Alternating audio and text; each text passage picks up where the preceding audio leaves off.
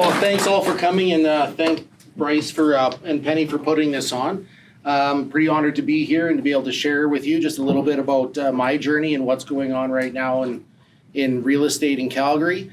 And to start off with, this is about creative financing, and Bryce asked, what is something that got you into it? And I said, well, I think the first and foremost thing about creative financing is being open to opportunities. You might have a certain path in your mind about what you're looking for, where you're going, and how you're going to get there. But just being open to saying, hey, what else do you have, or what else you got going on, often leads to opportunities, and that's how this one came to me. So the one I'm looking at in Calgary is about a 400-unit project. It's owned by a single owner. He's looking to retire. I mean, that'd be a nice retirement plan, don't you think? But with him owning all of it, there's opportunity, and we were looking at the pricing on it and saying, well, we definitely don't have that kind of capital to put into a single project. How are we going to get this done? So if we were to buy it, we'd have to put in the traditional, 20 or 30% down on a project like that, and that ends up being a lot of money when you're starting to look at Calgary numbers. And I said, what's available to us? Like, what are you willing to do? How can we make this work? He said, well, I'd be willing to vendor finance it for you for the remainder of the mortgage, which on those properties is about 3 to 5 years left on them.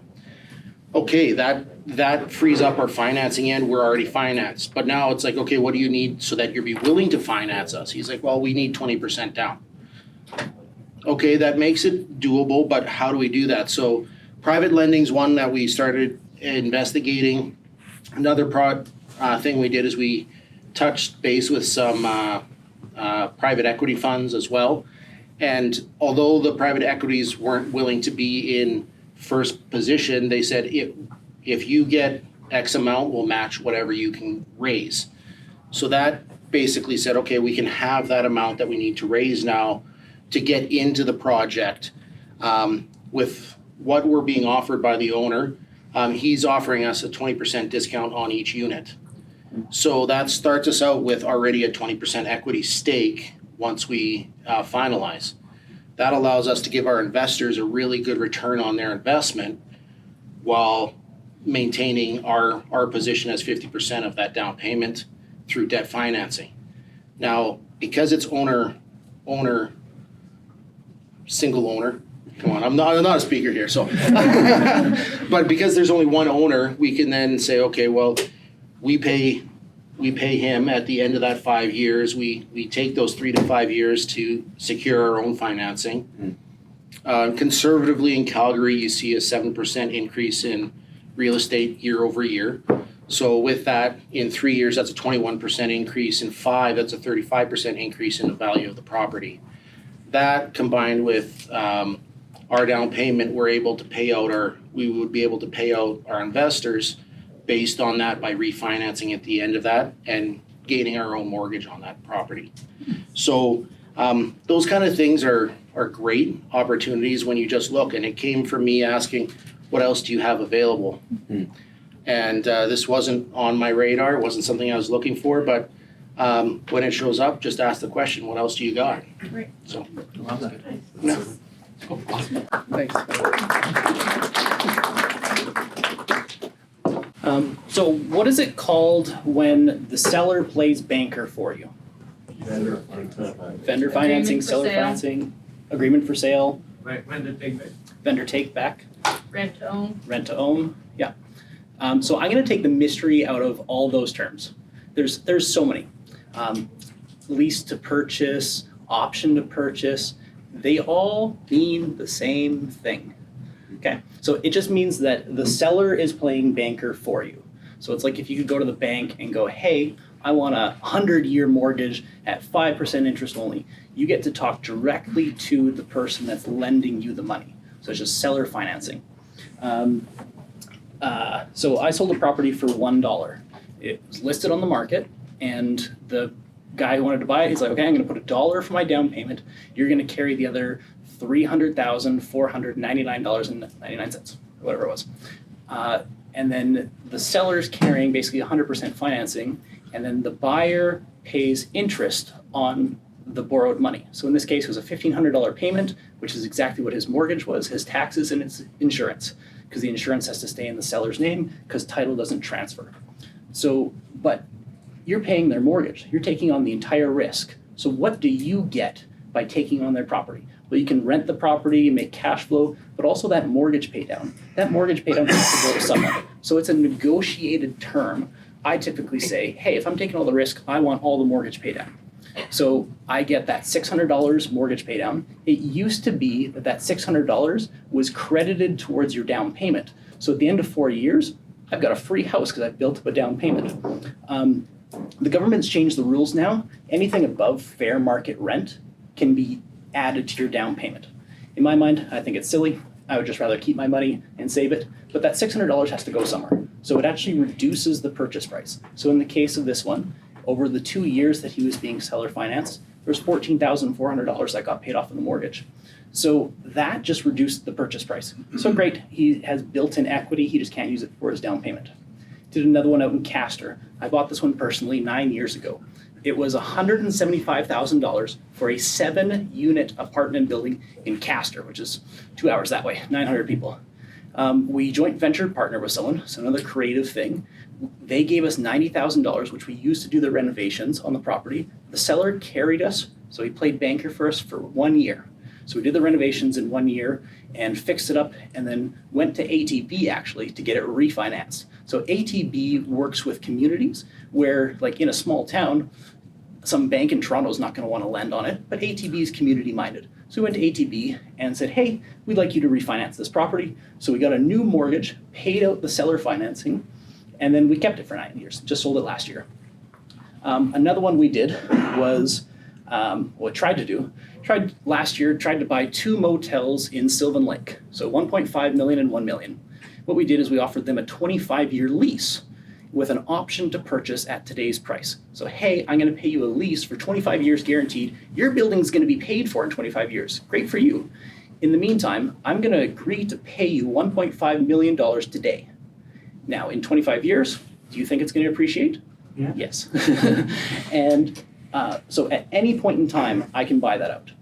What my wife and I were gonna do then is we were actually gonna sell the business within the motel because there's an operator that operates the motel. So we were gonna sell that for $100,000 and they were going to run the business for us.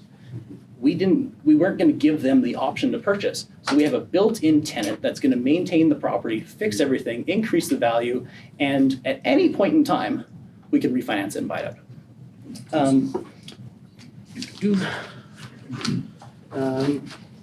So my favorite way right now that's creative to buy property is actually a deal that Andrew is working on. So right now, rents, so income property is the value is based on how much income it brings in.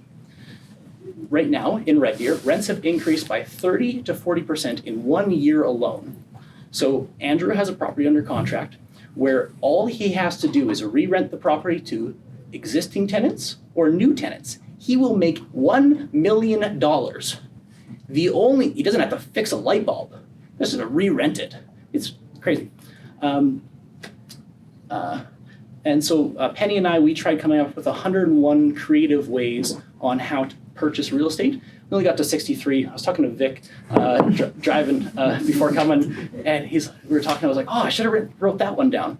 So afterwards, come find me. I've got a copy for every one of you. Awesome.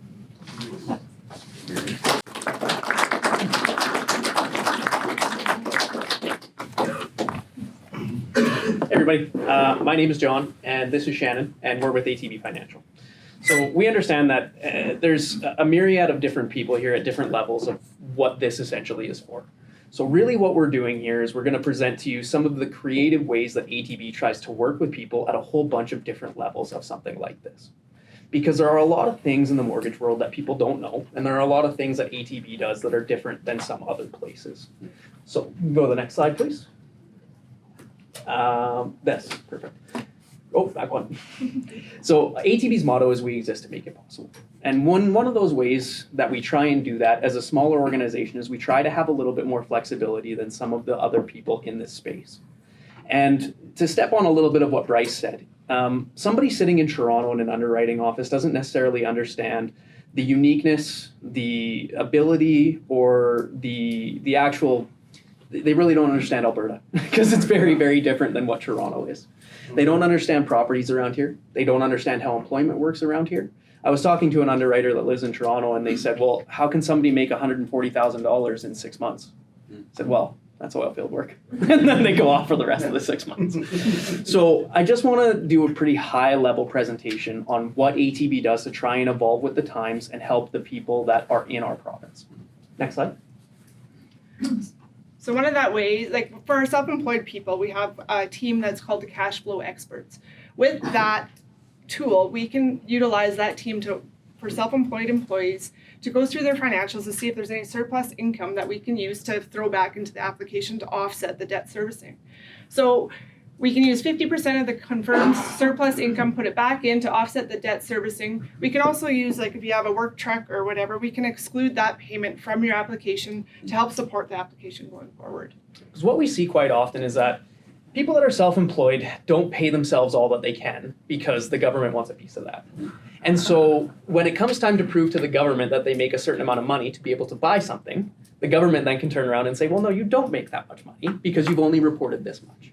So ATB does something that's different than any other bank or any other bank that I know of, where we allow a review of the financials to see how we can help you out.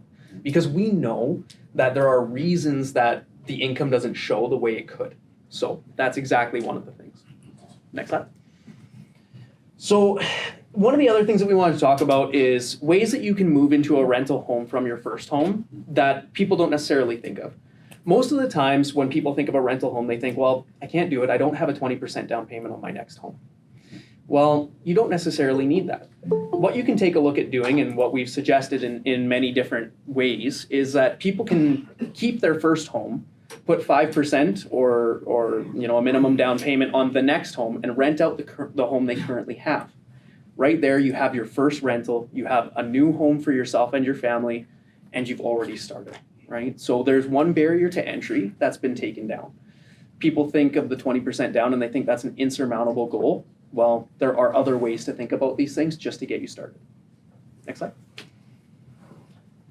Lastly, we know right now the rental space is an ever-evolving space. We see long-term rentals. We see those increasing, like I said, 30 to 45%. Crazy. We also see things like short-term rentals. And that kind of creates a whole different area when it comes to banking, because everybody in banking thinks, what's guaranteed? I can't prove this, so what am I going to do? Well, ATB as an organization has taken steps to evolve with those times and work to try and consider as much of that as we can. Now, there's no set in stone rules for some of these things because we don't want to paint ourselves away from doing anything or into doing anything. But what I want to stress is that ATB takes a look at each case on a case-by-case basis. And we do what we can when it makes sense. So some places will hear the words Airbnb and say no immediately. Well, we don't say no immediately because we want to know the story and we want to tell the story, and we're here to help Albertans. Like that. It's just one of the ways that ATB is powering possibility. Got it in, told you. No, so that's it. Thanks, guys.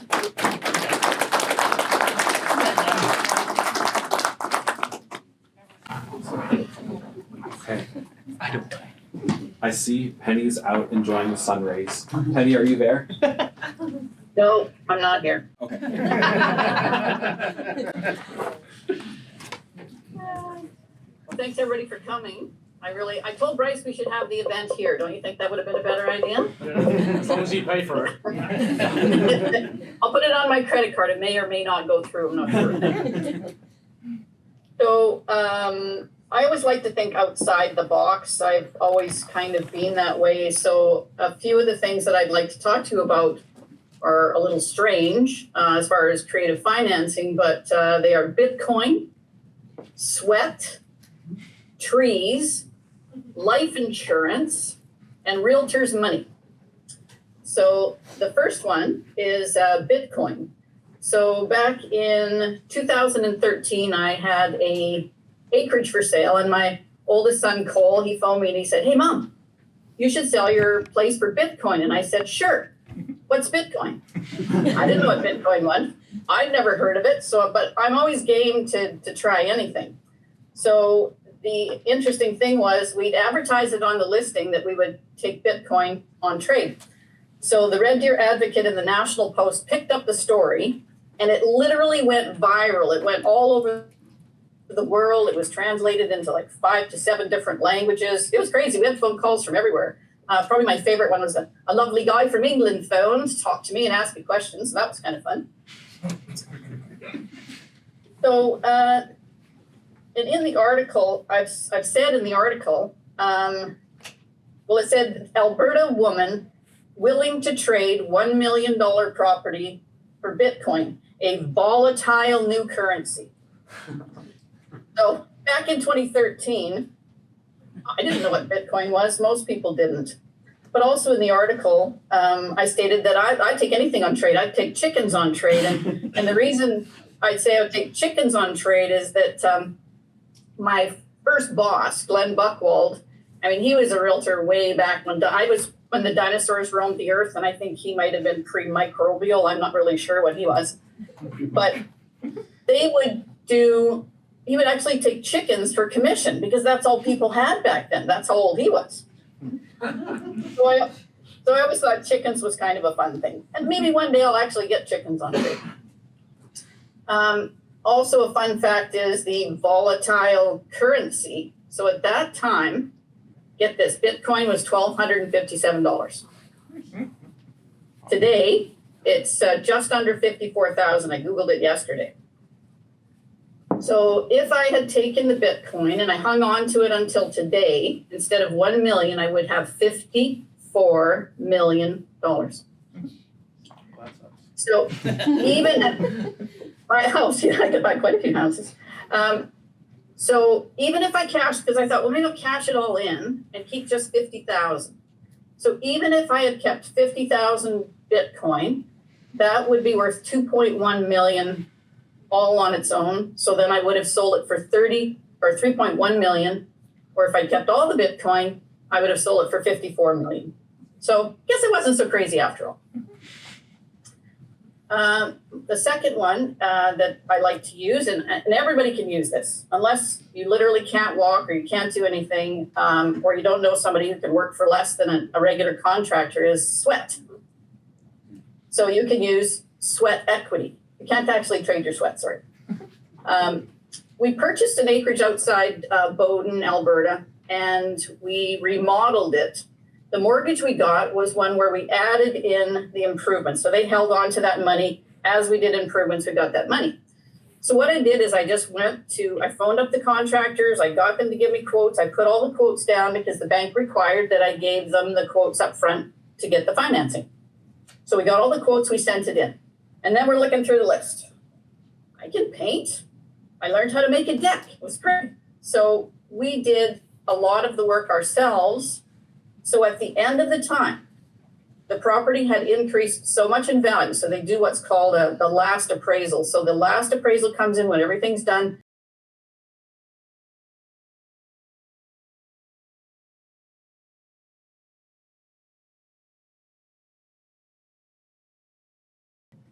So we only had $1,500 cash left in. We were able to take all the rest of the equity out and go play and buy something else.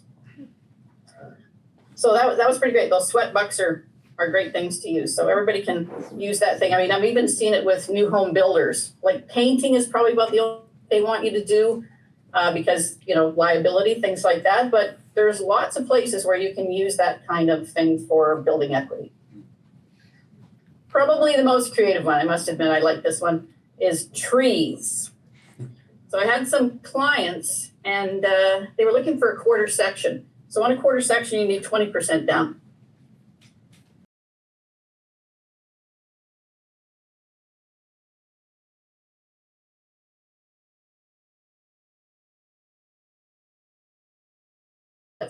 It had a trailer and a big shop. Of course, the shop was the big draw. Who doesn't want a big shop, right? So the problem was they didn't have enough down payment because they wanted 20% down. So I'm looking at the trees and I'm thinking, wait a minute. So I'd read this article about mule logging. So what they do is they take in these mules and they go in and they do what's called selective logging. So it's they don't disturb much, they don't ruin the forest, they just take out the ones that are sort of at their life expectancy anyway, and they carefully drag them out. So I'm thinking, wait a minute. So each of these trees I figured was worth about $1,000. So they were $30,000 short. So I thought, oh, well, we just need 30 trees. So we actually approached the seller and said to him, hey, why don't you carry us for a couple of weeks? We're going to log some of your trees, and then we're going to sell them, and then we're going to buy your place. He's like, sure. So we literally used the trees on the property to buy the property. So that was pretty great. It's like, as I say, sometimes you have to see the trees for the forest. So number 4 is Hawaii hacks. So back in 2003, I bought my first place in Hawaii. I found this lovely 2-bedroom, 2-bath condo, had a peekaboo view of the ocean. And I was thinking, oh, this would be pretty great. So I was looking at the research on it and I thought, I think it's a little bit high. I think they want too much money. But I thought, if I could get the right terms, it would be great. Because the problem with buying something in the United States is that they won't allow us to qualify like we would at home because we don't have any US income. So it's very difficult. Even if you could do it, they have a point system. So they charge you like 3 to 4 points, they call it, which is a percentage of your loan. So if you're paying, the interest rate, they usually jack that up for people in Canada, and then points, and then, oh yeah, you're in Canada, then they add another point. So it can get really expensive, even if you could qualify, which is very difficult. So what I did is I approached the seller through the realtor, and I said, hey, why don't you carry me at 4% for 10 years? I was really young then. I figured that was a long time. I could do anything in 10 years. And he went for it. So the benefits were, number 1, I owned a slice of paradise. Number 2, I didn't have to pay any points. I didn't even have to qualify for the loan. Number 3, I built into the offer that this mortgage would be assumable by anyone. So that it would make it easy. Wouldn't you take over a mortgage that was 4% for 10 years? Yes. Yeah. So I actually ended up when I did, and also the last thing and the most important thing was that seller got to tell all his friends he got full price. Okay, did you? Well, I actually got my price and so did you, but that's really all he wanted. It was kind of funny. So you have to figure out what people's motivations are and you give that to them. If he just wants this high dollar, okay, but how can you make it in your best interest? So I did end up selling that property using the 4% in 10 years. I actually sold it to somebody in Red Deer, interestingly enough. So then I waited 15 years because I bought it. I was really young. I mean, people would say, people shouldn't rent to you. You've got little kids. And I'd say, I own it. And they're like, oh, okay. You're like 30. Why do you own a house? I'm like, because I'm creative. So I waited 15 years because I'm impatient about buying things. I don't really recommend waiting 15 years if there's something that you want. But I did wait 15 years. I did a lot of research. And one day I was in a store and I found this little tiny coin. And it said, if not now, when? And I thought, yeah, what am I waiting for? So what I did is I went out, I did my research. I found 2 places because, 2's better than 1. I always say take 2, they're small. And my mortgage broker back home had said that I could buy 2 properties. So I made the offers. And then it turned out that she wasn't actually able to get me the financing on them. So I narrowed it down to 1. And my dad actually approached me and he said, well, hey, why don't you borrow against your inheritance? And I went, what? And he's like, yeah. So he had purchased a whole life policy. So what a whole life policy is it's a policy that builds equity over time. There becomes this cash value. So you can do one of 2 things. You could literally cash the policy in. You get a smaller amount, say it's $1 million, you're only gonna get like 200,000. Or you can borrow against the value that's in that policy. So that's what we did. So the great thing is, you don't have to qualify for it. You literally can just write a letter saying, hey, I want to borrow X amount of dollars against this whole life policy, and they will send you the money. Like, that's how easy it was. He also said, well, you know, again, with the inheritance, I can borrow money against a quarter section that I have. I'll make the payment myself. I'll make the payment on it. And so he said, sure. So he did that.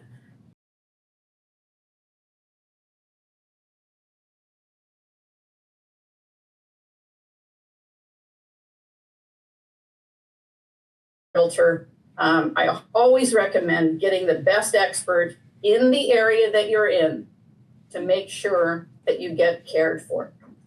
So I'm reading the title and I'm like, wait a minute. There's a $200,000 mortgage on here, and the mortgage was being held by these realtors. And I'm like, well, that's pretty random. I phoned them and I said, hey, I was just reading through the title and I noticed that you have a $200,000 mortgage on it. And they went, oh yeah, I forgot about that. I hope that one day I have a $200,000 loan that I forget about. So needless to say, most of the purchase price was borrowed, was other people's money. So that left my money for things like improvements, new furniture, new paint, refinishing the cupboards to make it even nicer. Plus the great thing was that back then the Canadian dollar was $1.07. So that meant that I could buy $1 US for $1.07. So today it's about $1.32 for $1 US. So just in the increase, nothing else. If everything else stayed the same, but just in the difference in the value of the dollar from when I bought, it's about $500,000 worth of profit. So that was pretty great. And then I just had it appraised and it's actually doubled in value since I bought it. So I'm really glad that I didn't wait. A lot of people think that, you know, sometimes you just have to take the leap, right? It's scary, right? Buying a house, owning things, it's scary. But sometimes you just have to take the leap. And some people think, oh, well, yeah, that was back then. Sure, Penny, when dinosaurs roamed the earth. And I'm like, no, actually, interestingly enough, you know, I was in Maui last week. I'm in Kauai this week, but we stopped in Maui because the flights were cheap, $300 return. Come on, that's so great. So I go to an open house because, you know, that's my thing. I love open houses. That's my thing. I'm trying to recover, but it's not working. So I go into the open house and I say to the guy, hey, do these people want to carry financing? I thought, well, if it worked a few years ago, maybe it can work again, because right now the Maui market is interesting. It's kind of oversaturated. So because of the fires and things, a lot of people are having a hard time making a living because people aren't coming to Maui. That's why the flights are cheap. So all of a sudden there's sort of a little bit of a glut on the market, which is an extra 111 properties, which isn't a lot of properties, but for Maui it is. So I thought, hey, maybe they'd be interested. So I said, hey, would they carry financing? And he said, no, like they were doing what's called a 40-13 or something exchange, which means that they have to trade the property within a certain amount of time, and then they can avoid taxes. So if they buy something else, then they don't have to pay any tax or on the increase. I wish Canada would do that. So for that particular one, it wouldn't work. So I said, oh, well, there's another one in the complex. Do you think they might be interested? And he said, I don't know, I'll make a phone call. So he makes the phone call and he talks to the guy, and the guy says, sure. Yeah, I'll carry financing. And I'm like, oh, look at that. So I didn't go and buy one yet, but I certainly am fine. You know, because it's great. It's only like half a block to the beach. You know, why wouldn't you want that? So, you know, needless to say, there are still opportunities. And when you get a seller to carry financing, it makes it so easy Like, it may be harder right now in Canada to do that, but I still think there are some. Kind of like the guy that spoke first, I'm like, holy smoke. You got a 20% discount from the seller? You know what that is? That's free money. Like, that's a free apartment building. He's also carrying the financing and he's giving him 20% down. That's a pretty great deal. So they are out there. You just have to look around. You just have to ask. You just have to be in the right place at the right time. But if you're not going to do it now, if not now, when? Thanks for listening. How do you start? Like, where do we actually go and take those baby steps to get to where we're going? Honestly, it's just networking. The more people you get to know, the more opportunities come your way. I used to hate the phrase, it's not what you know, it's who you know. I absolutely hated that because I was like, I work hard, I do my job well, that's what should matter, that's what should get you ahead in this world. And I realized as I started actually maturing, it is who you know. So I'm like, well, if it's about who you know, then I just need to know more people than everybody else. And that's basically how I started my journey and just got to know people. So that's awesome. Thank you for sharing that. The next one was talking about, again, kind of in the startup stages. So question says, what options are there for a person looking at real estate? They're in debt and their bank won't approve them due to this debt. So. Yeah, I can speak a little bit to that. Obviously, as ATB, like I said, we try and be as creative as possible. There have been a lot of times where we've experienced people that have been said no to at other places that are not said no to with us, as long as we can try and tell a story about it and get to know you and see what sort of situation you're in.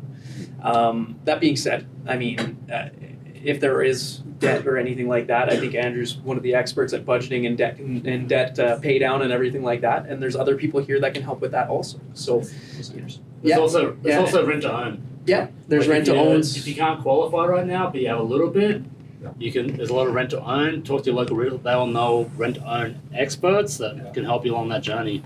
Well, and Bryce just said there's co-signers too. I mean, people frown upon that in some ways, but if you need to get into somewhere and you have some help, then there's no shame in asking for help.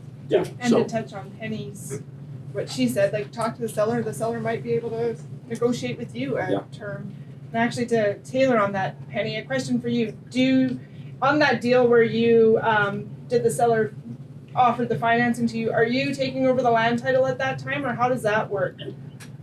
Yeah, in that particular instance, the whole title came into my name and he was just being the banker. He just literally had a mortgage on the property. I gave him like 30 grand. That's all I had into it.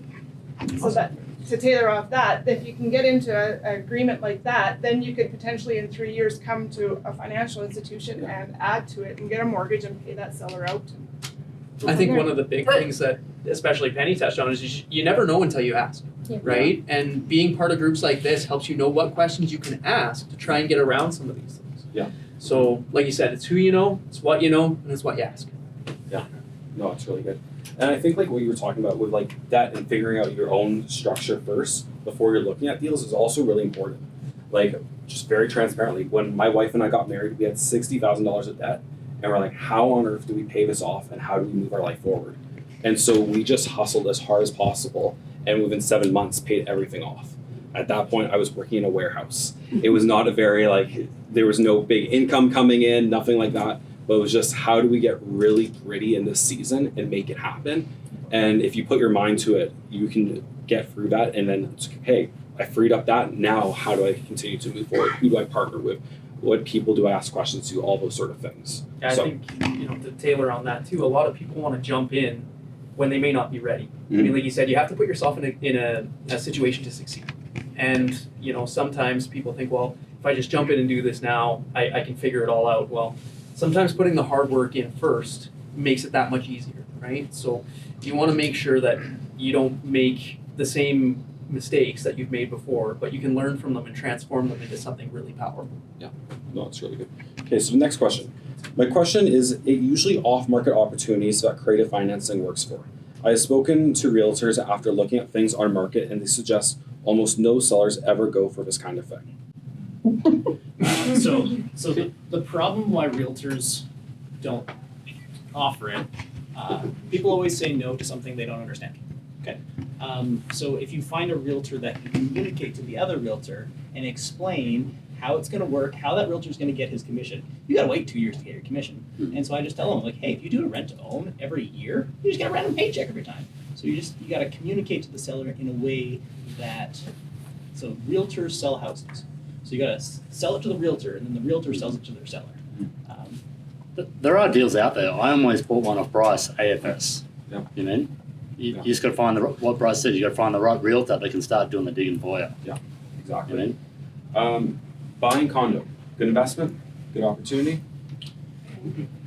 Depends. So I was chatting with some guy, and he's newer to Canada, and he's like, man, everyone's moving here. I'm gonna buy all the 2-bedroom, 1-bathroom condos because that's what everyone wants. And so he's just gonna start snagging them up because those are gonna be the first ones that start appreciating in value. Typically I don't like condos. It's got one unit. It's got one door, so if you have a vacancy, you have 100% vacancy, whereas like a suited property, those are my favorite, everyone should own 4 of those. If you have a vacancy, you have a 50% vacancy instead of 100% vacancy, and then it's a rental property, and you move to the next one. That's right. Can I jump in on this too? Yeah. So I also do some property management stuff, but condos are really heavily dependent on what your bylaws are saying. Yes. And things that people don't think to look at is what are your reserve funds, what are the operating costs, all these kinds of things that add into whether or not it's a good or not good purchase. Special assessment as well. Well, yeah, and that runs into your reserve funds, right? So if you're not having good reserve funds, if you're not having healthy operating costs, all those things you want to watch because you don't want to come in and find out as a young couple you can't have kids in the building.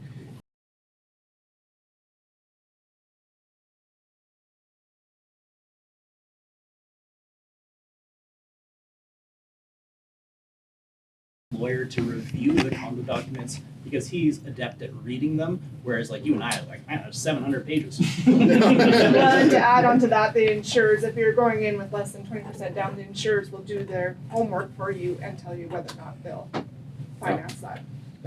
And just like how Penny was talking about reading the documents, we purchased a condo that was in Sylvan Lake. And we had read through the agreements and saw that it was grandfathered in that Airbnb was still allowed in Sylvan Lake, even though when it wasn't allowed in Sylvan Lake, it had to follow the property bylaws.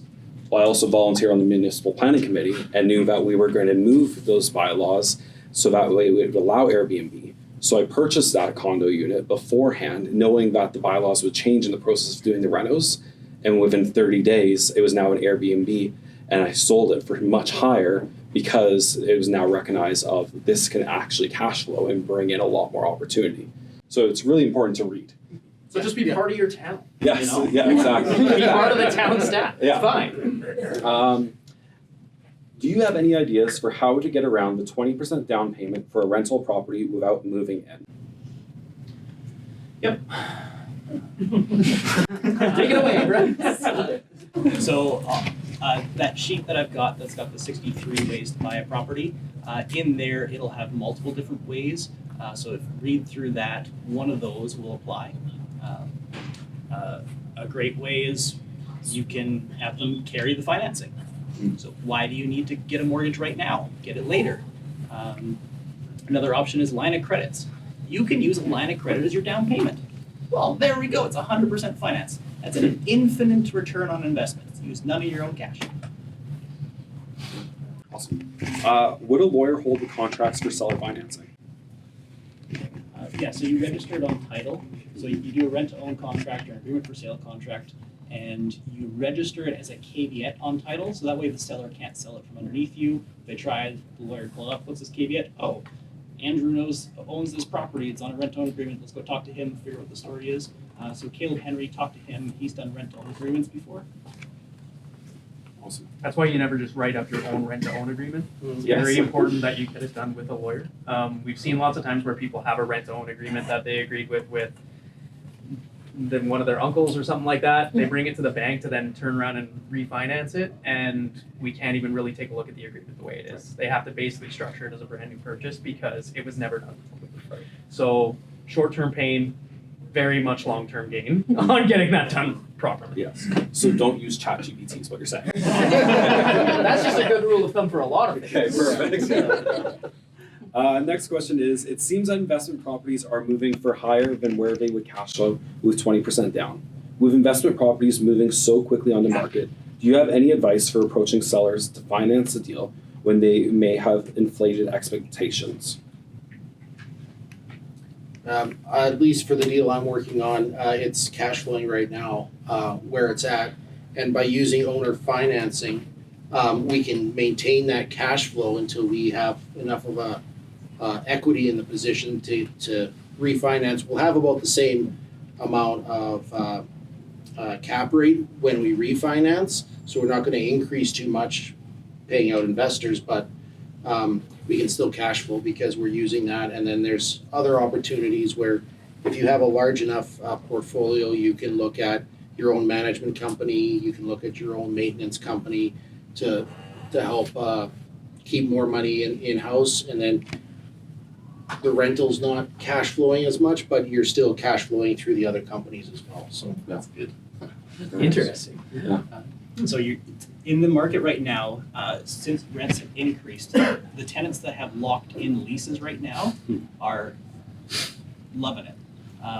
So you're buying at old rent, and then you're going to re-rent it at the new rents. So yeah, it might not cash flow for 90 days, but once you're done the cash flow, you're going to increase your rent by 50%. Yeah, like it changed. I'm looking at a property right now with Bryce. Right now it's negative. If I buy it as is, keep the current tenants, negative 500. Right. But I put it market rent, it's $600 cash flow. Yeah. And I'm taking into account all the other things. So it's just, and there's a comment about prices going up. Well, you got to understand the economy right now. Yeah, Like, everything's A going lot on. of people are moving into Alberta. You mean? Yeah, so this last year alone was the most amount that I think in over 20 years that people have migrated to Alberta. So there's definitely people moving in. This question might be a bit more on the personal side. So if you ask any questions that are more personalized, feel free to come up to anyone that was presenting here tonight, and I'm sure they'd be happy to answer. But just thinking at high level, I'll ask the question. I currently own a house and $40,000 in debt. I could sell my house and pay off my debt immediately with nothing left over. However, obviously wouldn't want to get into a new home for a couple of years. Would it be worth it to rent for a couple of years until I could buy another property? I would keep your property, rent it out, you'll cash flow, that cash flow will pay for your debt, and then you can go rent somewhere else.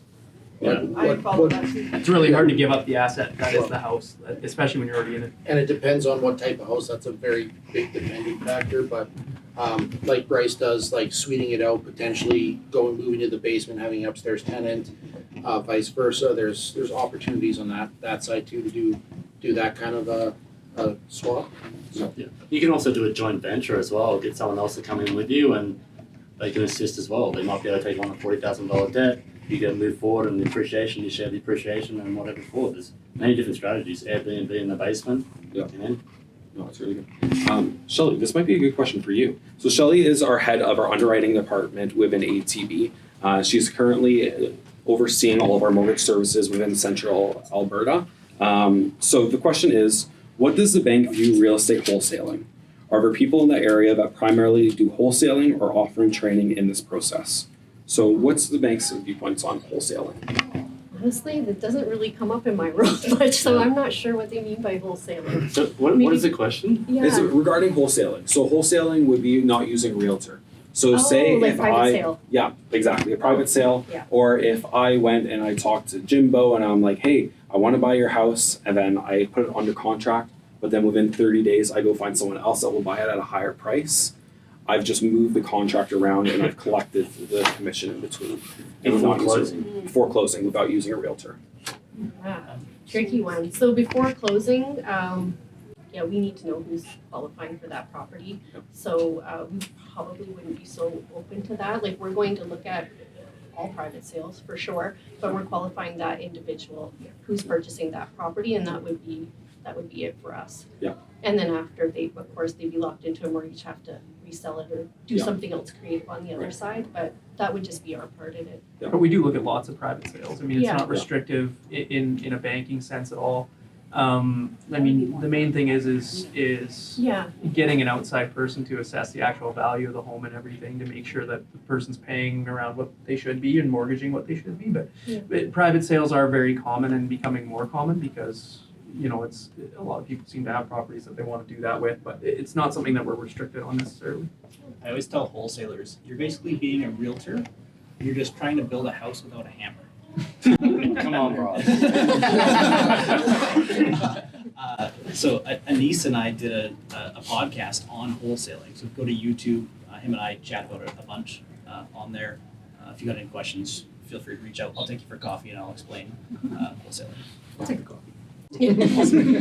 All right. Well, with that all being said.